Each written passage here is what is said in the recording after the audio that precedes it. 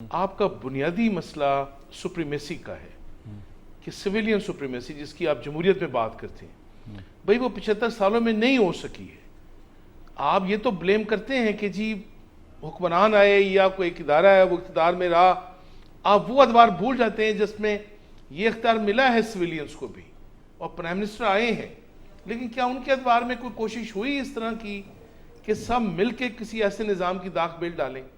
1973 का आइन ले लें जिसको हम कहते हैं मुत्तफ़िका था, इसके साथ हम क्या सलूक करते रहे? मेरी तजवीज़ एक ये आई थी कि देखें ये बड़ा आसान होता है ब्लेम करना कि प्राइम मिनिस्टर को कान से पकड़ें उसको बाहर निकाल दें। हमारे माजी में एक चीफ जस्टिस साहब ऐसे भी रहे हैं, वो यहाँ कभी बैठते थे तो लगता था कि शायद सारा निज़ाम वो चला रहे हैं, फिर लगता था उनके पीछे कोई ताकतें हैं, कभी लगता है कि कोई आदमी पीछे बैठ के किसी इदारे में, भाई आप क्यों नहीं साथ बैठ जाते?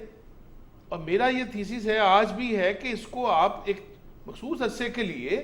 जो स्टेक होल्डर्स हैं उसमें मेरी तजवीज़ थी एक नेशनल स्टेट काउंसिल की।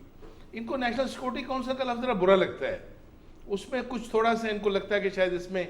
नेशनल स्टेट काउंसिल से मुराद मेरी वही थी।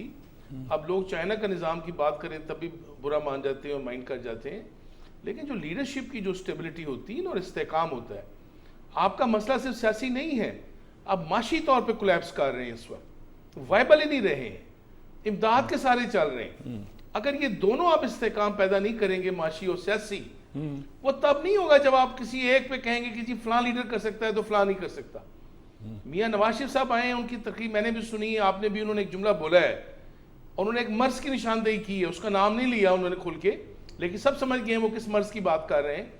लेकिन उन्होंने उसका हल भी यही दिया कि सब मिलकर तो कर सकते हैं। अब मिलने से मुराद ये है कि जो 8-9 बड़े स्टेक होल्डर्स हैं जो एक दूसरे पे तो इल्ज़ाम देते हैं, कभी कहते हैं तुमने तौहीन अदालत की है तो उसको निकाल दें, कभी वो कहता है कि उसकी बारी है तो उसको निकाल दें,